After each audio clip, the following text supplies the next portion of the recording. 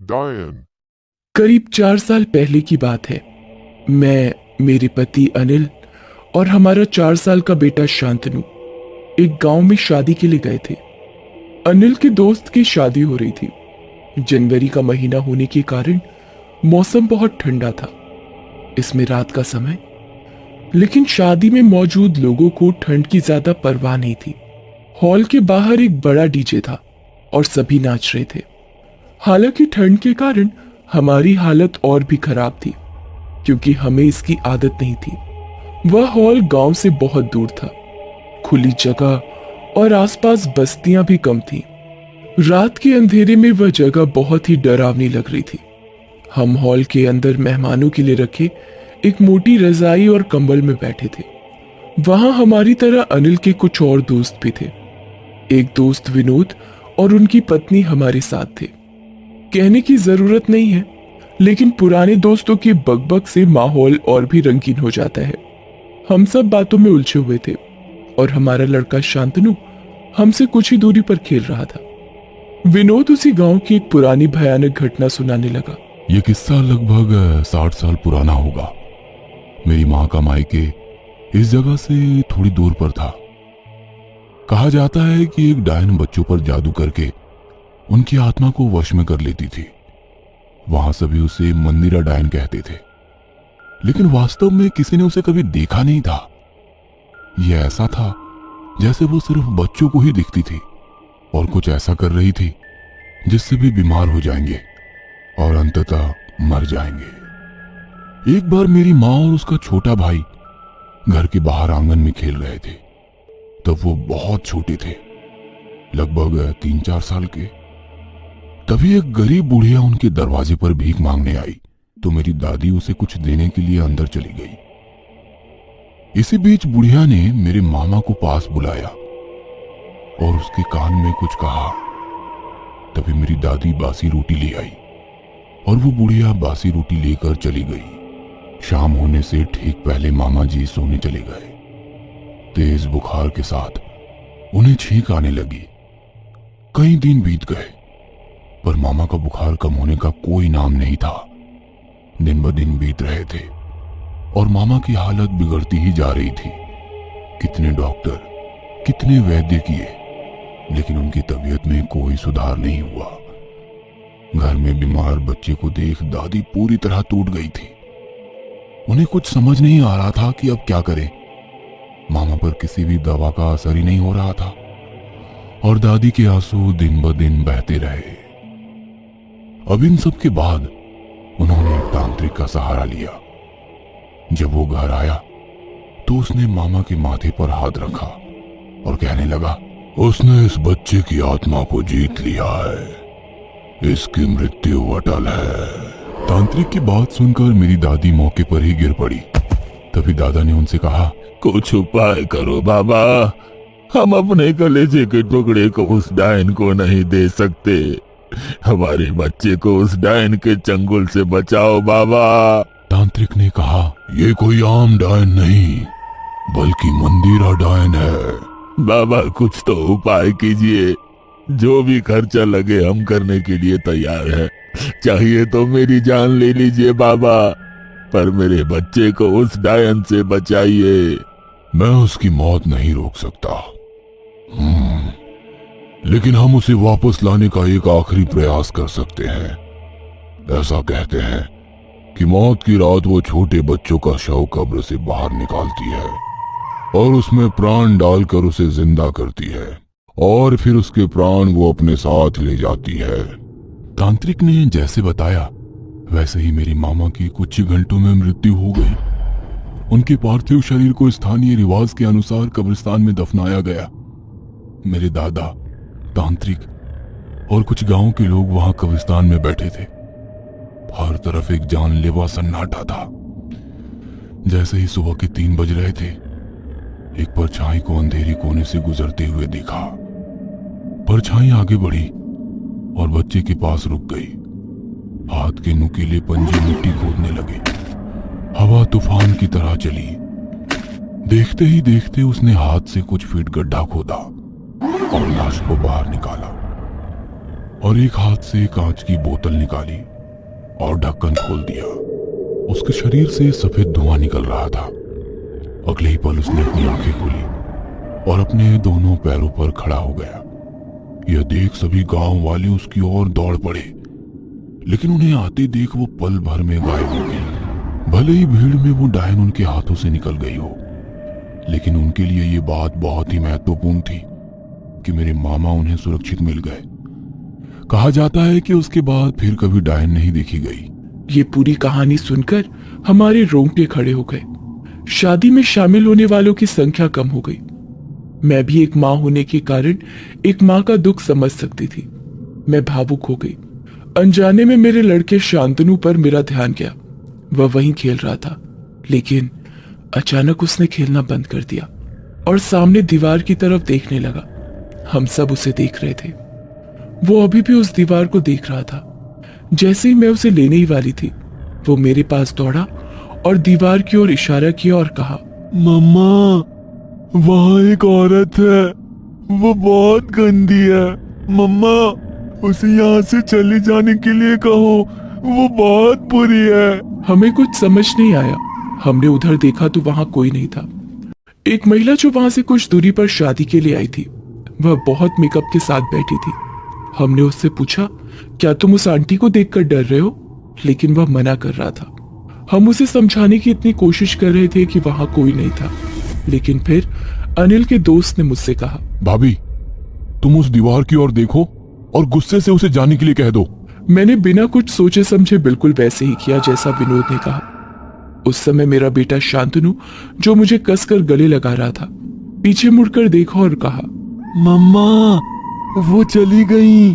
और वह पहले की तरह फिर से खेलने लगा। मैंने शांतनु को पहले कभी भी इतना डरा हुआ नहीं देखा था। उस घटी घटना को देख हम सब दंग रह गए। क्या उस घटना का विनोद के बताए मंदिरा डायन की कहानी से कोई लेना देना था, या फिर वो मेरे बेटे शांतनु का वहम था? कल तक मैं भूत, प्रेत, डायन, चुड़ैल इन सब बातों पर विश्वास नहीं करती थी, पर उस रात की घटी घटना को याद करती हूँ तो आज भी मेरे रोंगटे खड़े हो जाते हैं। 4 दोस्त अंधेरी रात में एक तालाब के किनारे बैठे थे।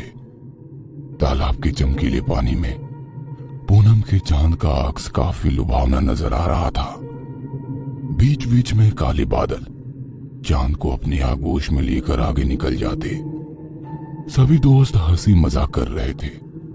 बीच में बहुत सारी खाने की चीजें और शराब भी रखी हुई थी। सभी दोस्त मिलकर बड़ी चाव से उन चीजों पर हाथ साफ कर रहे थे। भाई, कोई डरावना किस्सा सुनाओ ना। और राकेश किस्सा सुनाने लगा। रात के करीब 1 बजे थे। आधी रात का वो समय, साथ ही हल्की बूंदाबूंदी देखकर लग रहा था कि जोरों की बारिश होने वाली है। शहर की सुनसान सड़क पर एक ऑटो चलता हुआ दिखाई दे रहा था। ऑटो ड्राइवर हल्की सीटी बजाते अपने मूड में था कि तभी सड़क की एक तरफ कोई खड़ा नजर आया। ऑटो नजदीक ले जाते हुए ऑटो ड्राइवर ने पूछा, कहाँ जाना है? अगली नुक्कड़ पर।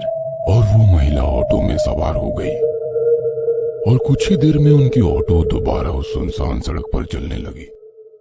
ऑटो में बैठे उस औरत का पल्लू धीरे धीरे रिक्शे से बाहर जाते हवा में लहराने लगा।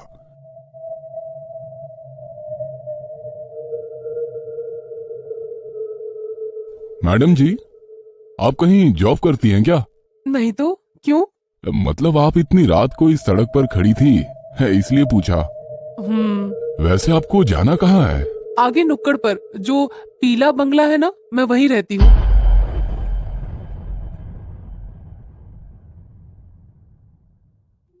क्यों मजाक कर रही हो मैडम जी? बताइए ना, आपको कहाँ जाना है? मैं मजाक नहीं कर रही हूँ, मैं उसी बंगले में रहती हूँ, अकेली। पर उस बंगले के बारे में मैंने तो कुछ अजीब सी बातें ही सुन रखी है। अजीब सी बातें? जैसे कि? मतलब उस बंगले में कोई बुरी आत्मा रहती है जो लोगों को जान से मारती है। अल्लो, मेरा बंगला भी आ गया। ऑटो उस बंगले के गेट के बाहर आकर रुक जाती है। ऑटो वाला धीरे से अपना सर ऑटो से बाहर निकालकर बंगले की ओर देखता है। बंगला काफी अजीब डरावना लग रहा था, जैसे कोई वीरान खंडहर हो ऑटो से नीचे उतरकर वो महिला अपनी पर्स टटोलने लगी। भैया 2 मिनट रुको, मैं पैसे लेकर आती हूँ। इतना कहकर वो औरत गेट खोलकर बंगले के भीतर चली गई। ऑटो ड्राइवर के पास रुकने के अलावा कोई चारा ना था। वो डरा सहमा सा उस बंगले को निहार रहा था। मैडम के बंगले के अंदर जाते ही लाइट शुरू हो गई और कुछ सेकंड बाद दूसरे मंजिल की लाइट भी शुरू हो गई। उस औरत ने खिड़की का पर्दा सरकाया और ऑटो वाले से कहा, भैया 500 का छुट्टा है ना? उसकी आवाज सुनकर ऑटो ड्राइवर ने कहा, जी हाँ मैडम जी, छुट्टा है मेरे पास। इतना कहकर ऑटो ड्राइवर अपने पॉकेट में से छुट्टे पैसे निकालकर गिनने लगा कि तभी उस औरत का हाथ उसके सामने आ गया जिसमें 500 रुपए थे। हाथ पूरी तरह से सफेद पड़ चुका था। ऑटो वाले ने उस औरत की तरफ देखा और उसकी जुबान जैसे हलक में अटक गई, क्योंकि वो औरत अभी भी बंगले के भीतर खिड़की में खड़ी थी। उसका लंबा हाथ बंगले से निकलकर उस ऑटो ड्राइवर के पास पहुंच चुका था। उस औरत की लाल आंखें उसे लगातार घूरे जा रही थी। उसका डरावना रूप देखकर ऑटो ड्राइवर ने झट से ऑटो स्टार्ट की और बिना पीछे मुड़े तेजी से निकल गया। अरे फिर उस ऑटो ड्राइवर का क्या हुआ? क्या होना था? ऐसा खौफनाक दृश्य देखकर अगले 8 दिन तक बुखार से घर के बिस्तर पर पड़ा रहा। ये घटना बचपन से सुनता आया हूँ, कोई नया किस्सा सुनाओ यार। यार फिर भी ये काफी डरावनी घटना थी। विजू ने कहा, और कोई डरावना किस्सा बताओ ना। इस अंधेरी रात में डरावने किस्से सुनने में बड़ा मजा आता है। ठीक है तो सुनो। एक लड़की रोज सुबह जल्दी उठकर गांव के इकलौते कुएं में पानी भरने के लिए जाती थी। सूरज निकलने के बाद भीड़ होने के कारण वो सूरज निकलने से पहले ही कुएं में पानी भरने के लिए पहुंच जाती। उस दिन भी वो सवेरे सवेरे कुएं पर पानी भरने के लिए पहुंची। अभी भी काफी रात थी। कुआं गांव से थोड़ा दूर होने के कारण एक कच्ची सड़क से जाना पड़ता था। लड़की कुएं के पास पहुंची और बाल्टी कुएं में गिरा दी। कुएं से एक बाल्टी पानी निकालकर वो अपने बर्तन धोने लगी। रात के सन्नाटे में उसकी चूड़ियों की खनक साफ साफ सुनाई दे रही थी। पूनम का चांद अभी पश्चिम दिशा की ओर झुक रहा था। आसमान भी साफ होने के कारण काफी अच्छी रोशनी बिखरी हुई थी।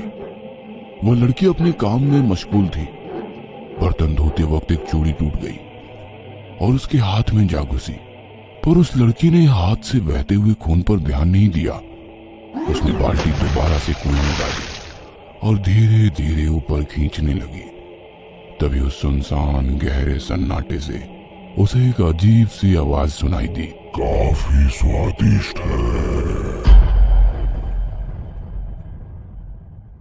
उस पल की आवाज ने उस लड़की का ध्यान अपनी तरफ आकर्षित कर लिया। वो कुछ सेकंड वैसे ही चुपचाप खड़ी रही।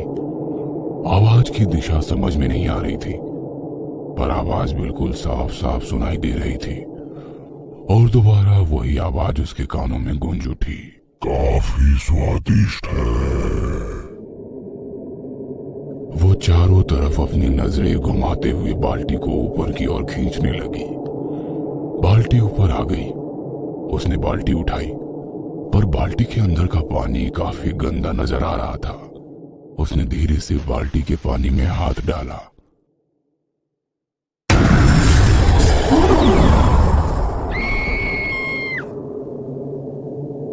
डर के मारे उस लड़की के मुंह से चीख निकल गई। उसने उस बाल्टी को वैसे ही कुएं में फेंक दिया और भागने की कोशिश में बाल्टी की रस्सी उसके पैर में अटक गई और वो धड़ाम से नीचे गिर गई। वो लड़की काफी डर गई थी।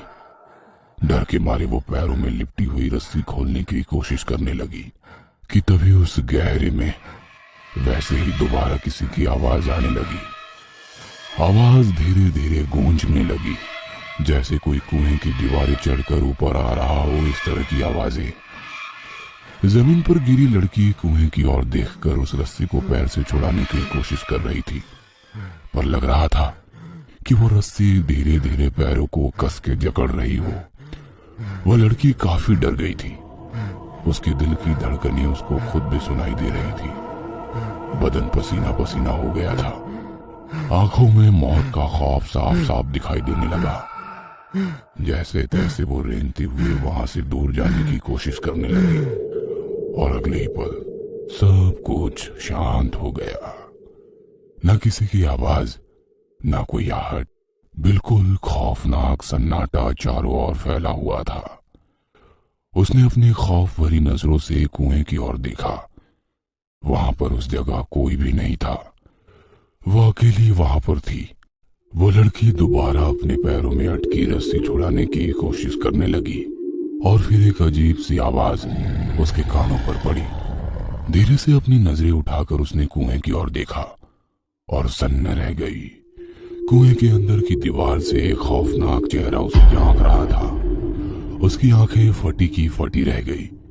वो कुछ समझ पाती इससे पहले ही किसी ने उसके पैर में बंधी हुई रस्सी को कुएं के अंदर खींच लिया और वो लड़की कुएं के उस गहरे पानी के अंदर समा गई। यार, ये तो काफी डरावनी घटना थी। फिर उस लड़की का क्या हुआ? और क्या होता, 3 दिन बाद उसकी लाश कुएं के पानी के ऊपर तैरती नजर आई। यार चलो एक और किस्सा सुनाओ, मजा आ रहा है।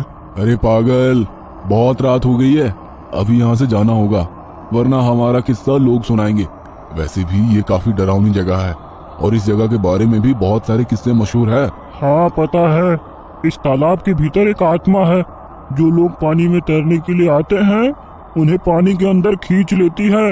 अबे बकवास बंद करो, ये सब मनगढ़ंत कहानियां हैं। मैं कई बार यहाँ तैरने के लिए आया हूँ, मुझे तो कभी ऐसा महसूस नहीं हुआ।